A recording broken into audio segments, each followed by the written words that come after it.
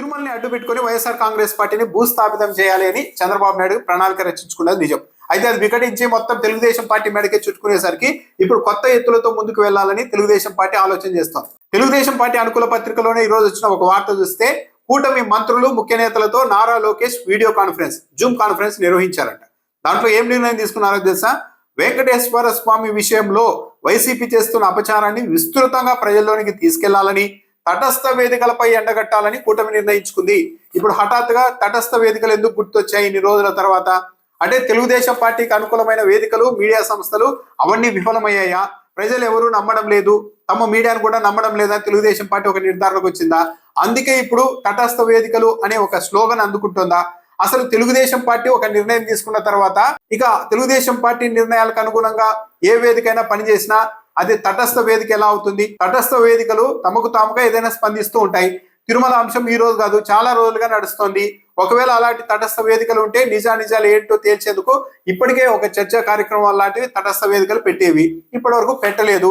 ఇప్పుడు తెలుగుదేశం పార్టీ ఆధ్వర్యంలో తటస్థ వేదికల మీద ఒక వాదన వినిపించాలి అని నారా లోకేష్ గారి నాయకత్వంలో కూటమి నాయకులు నిర్ణయం తీసుకున్నారు అంటే అది తటస్థ వేదికలు కావు, తెలుగుదేశం పార్టీకి మద్దతుగా నిలబడే వేదికలుగానే ప్రజలు చూసే అవకాశం ఉంటుంది.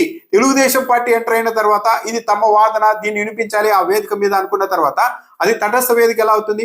తటస్థ వేదికలు అయితే సరే, వైఎస్ఆర్ కాంగ్రెస్ పార్టీని కూడా పిలవాలి అలాంటి ఏదైనా కార్యక్రమాలు నిర్వహిస్తే. అప్పుడు వైసీపీ వాళ్ళు కూడా తమ ఆర్గ్యుమెంట్ ఏంటో చెప్తారు. చంద్రబాబు నాయుడు గారి హయాంలో ఏమేం జరిగింది, ఇప్పుడు చంద్రబాబు నాయుడు గారు మళ్ళీ అధికారంలోకి వచ్చిన తర్వాత ఏమేం జరిగింది అన్నవి వైసీపీ వాళ్ళు కూడా ప్రశ్నిస్తారు. దాంతో పాటు తిరుమల 2 కొండలు 7 కొండలను ప్రచారం చేశారు కదా, అసలు ఆ 2 జీవోలు రద్దు చేస్తానని చంద్రబాబు నాయుడు గారు గతంలో ఎలా చెప్పారు, దాని మీద కూడా తటస్థ వేదికల మీద చర్చించాలి. అలా కాకుండా కేవలం వైసీపీని టార్గెట్ గా చేసుకునే విధంగా తెలుగుదేశం పార్టీకి అనుగుణంగా ఏ వేదికైనా పనిచేస్తే అది తటస్థ వేదిక అని తెలుగుదేశం పార్టీ వాళ్ళు అనుకోవచ్చు, కానీ పబ్లిక్ అనుకోవడానికి అవకాశం ఉండదు. దాంతో పాటు 22 నుంచి 26 వరకు ధార్మిక సంస్థల ప్రతినిధులతో రౌండ్ టేబుల్ సమావేశాలు నిర్వహించాలని కూడా కూటమి నిర్ణయం తీసుకుంది. నారా లోకేష్ గారు నిర్వహించిన జూమ్ కాన్ఫరెన్స్ లో అని పత్రికలో రాసుకున్నారు. అసలు నారా లోకేష్ గారు నిర్ణయించడం ఏంటి, కూటమి నాయకులు నిర్ణయించిన తర్వాత ధార్మిక సంస్థల ప్రతినిధులతో సమావేశం ఏంటి, రౌండ్ టేబుల్ సమావేశం ఏంటి? అంటే తెలుగుదేశం పార్టీ ఆర్గనైజ్ చేయబోతోంది. అంటే ప్రతి వర్గాల్లో కూడా అనుకూల వ్యతిరేకులు ఉన్నట్టుగానే ధార్మిక సంస్థల్లో కూడా తెలుగుదేశం పార్టీకి అనుకూలమైన వాళ్ళు కూడా ఉంటారు. అంటే వాళ్ళందరితో కూడా ఒక సమావేశం, రౌండ్ టేబుల్ నిర్వహించి ఏకపక్షంగా వైసీపీ మీద దాడి చేయించబోతున్నారా? తాము చెబుతూ ఉంటే పబ్లిక్ నమ్మకపోగా తిరిగి తెలుగుదేశం పార్టీని ప్రశ్నించే పరిస్థితి రావడం, మీడియా కూడా ఏమీ చేయలేని పరిస్థితి ఉండడంతో ఇప్పుడు తటస్థుల ముసుగులో, ధార్మిక సంస్థల ముసుగులో తమ ఎజెండాను అమలు చేయాలని తెలుగుదేశం పార్టీ భావిస్తోందా?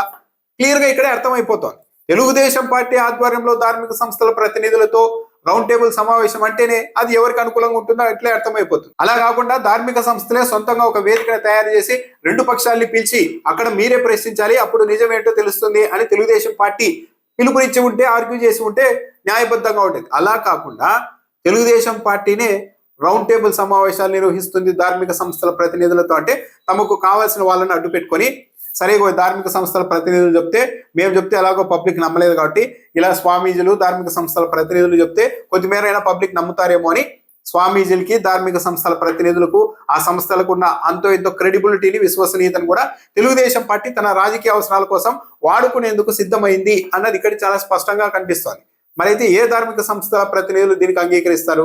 ఓకే, ధార్మిక సంస్థల ప్రతినిధులు కావచ్చు, ఆ సంస్థలు కావచ్చు నిజాయితీగా ఉండాలి అనుకుంటే అలా కాదు, ఓన్లీ తెలుగుదేశం పార్టీ వాళ్ళు మీ ఆర్గ్యుమెంట్ ఒకటి వినిపించడం కరెక్ట్ కాదు, వైసీపీ వాళ్ళని కూడా ఇన్వైట్ చేద్దాం, 2 పక్షాలతో మేము కోఆర్డినేట్ చేస్తాం, అప్పుడు మాట్లాడదాం నిజాలు ఏంటి, ఎవరు తిరుమలకు అన్యాయం చేశారు, ఎవరు తిరుమలకు మంచి చేశారు అన్నవి మొత్తం చరిత్రతో సహా అన్ని తవి మాట్లాడుకుందాం, అప్పుడు పబ్లిక్ కి ఒక అవగాహన వస్తుంది అని ఏ ధార్మిక సంస్థ అయినా పిలుపునిచ్చి అందుకు అనుగుణంగా ఆ ఎజెండాతో ఒక రౌండ్ టేబుల్ సమావేశం నిర్వహిస్తే అప్పుడు పబ్లిక్ నమ్మే అవకాశం ఉంటుంది. కానీ ఇక తెలుగుదేశం పార్టీ జూమ్ మీటింగ్లు పెట్టుకొని మనం ధార్మిక సంస్థల ప్రతినిధులతో రౌండ్ టేబుల్ సమావేశాలు నిర్వహిద్దాం అని నిర్ణయించుకున్న తర్వాత నిర్ణయించే సమావేశాల్ని తటస్థ వేదికలుగా, నిజాయితీతో నడిచే వేదికలుగా, తటస్థంగా ఉండే రౌండ్ టేబుల్ సమావేశాలుగా పబ్లిక్ నమ్మే అవకాశాలు ఉండవు ఇక. సో మొత్తం మీద అయితే ఇన్ని రోజుల తర్వాత ఇప్పుడు తటస్థ వేదికలు, ధార్మిక సంస్థల ప్రతినిధులతో మనం సమావేశాలు పెడదామని తెలుగుదేశం పార్టీ కూటమి మాట్లాడుతోందంటే తాము ఇంతవరకు చెప్పింది ప్రజలు నమ్మకపోగా మొత్తం రివర్స్ అయింది.